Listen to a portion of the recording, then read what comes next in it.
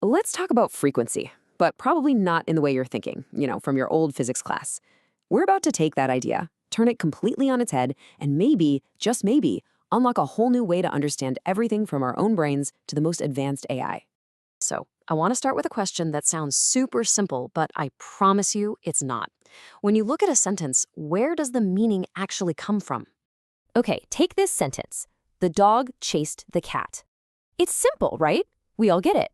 But really think about it. Where is the information in those 5 words?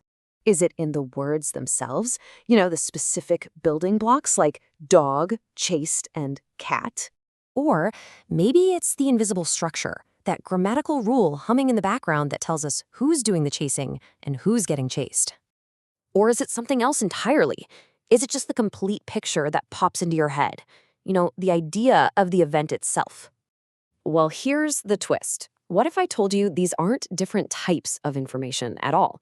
What if they're actually different frequencies? A really fascinating new framework is arguing just that the words, the grammar, and the overall meaning are just information flowing at different speeds. Okay, before we get too far ahead of ourselves, let's just do a quick recap of the definition of frequency we're all familiar with. For like 200 years, frequency has meant one very specific thing: oscillation. How many times something goes up and down per second. It's measured in hertz. When you hear a high-pitched sound, you're just hearing a sound wave with a really high frequency. And look, it's been an incredibly useful concept for physics, for engineering, for a lot of things. But here's where that classic definition starts to fall apart. What happens when the signals we want to understand, what if they don't come in neat, tidy, repeating waves? I mean, just think about the kind of complex signals that are all around us. The chaotic ups and downs of the stock market, the incredibly intricate patterns of your brain activity, even just the back and forth of a normal conversation. How on earth do you measure the frequency of these things? The whole cycles per second idea, it just doesn't fit.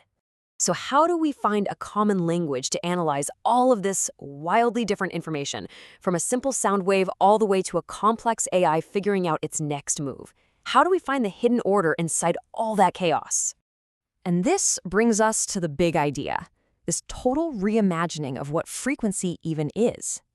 What if it has nothing to do with oscillation and everything to do with the scale at which information changes? This is it. This is the core insight. Frequency isn't about wiggles on a graph. It's the rate of information flow. It's a way to measure how quickly things are changing.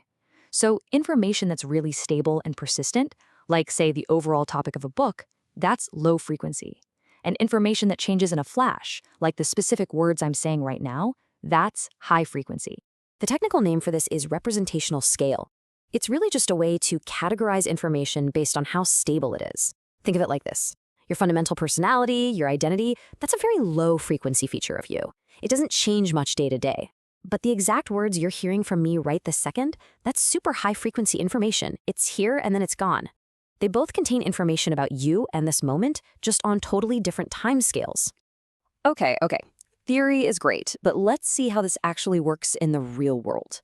This whole idea is the foundation for a system they call the Universal Signal Decomposition Framework, or USDF for short. So the USDF basically works by sorting information into 3 main buckets, or channels, and borrowing some terms from neuroscience, they call them the low, mid, and high frequency bands. The low frequency band, that's where you find the stable, big picture stuff, the context, the overall strategy. The mid frequency band keeps track of the dynamic patterns and actions. And that high frequency band, that's where you find all the tiny, fine-grained details, the here and now tactics. Voice conversion is a fantastic example of this. Think about it. The melody of my voice, the rhythm and intonation of how I speak, that's a pretty slow-changing, low-frequency pattern. But the unique texture, the actual sound of my voice, that's made up of really rapid, high-frequency details. The USDA can pull those 2 things apart, which means you could take my speaking rhythm and combine it with someone else's voice, creating a totally seamless and realistic blend. It's pretty wild. And this is way more than just a clever trick. The real payoff here, the big discovery, is that this seems to be a universal principle for how complex systems, both in nature and the ones we build, organize information. This is really where it all comes together. It doesn't matter if we're talking about vision or sound or language or even what's happening inside our brains. this same structure just keeps showing up. A low-frequency context, a mid-frequency pattern, and a high-frequency detail. Hey, remember the dog chased the cat? The overall meaning? That was the context. The grammar? That was the pattern. The specific words? Those were the details. It's the same principle, absolutely everywhere. And the implication of that is, well, it's pretty huge. It means you could build a single, unified system that can understand images, sound, and text using the exact same logic.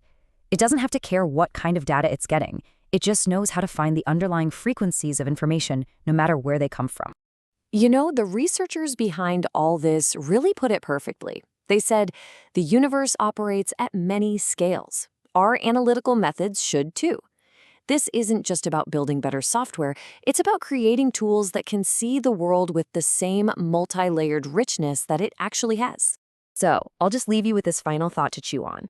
What if the next great breakthroughs in AI and in all of science don't come from finding more data or new things to look at, but from finally learning how to listen to the data we already have on the right frequencies? What if it's all just about learning to separate that slow-moving, stable context from all the fast-moving, fleeting details?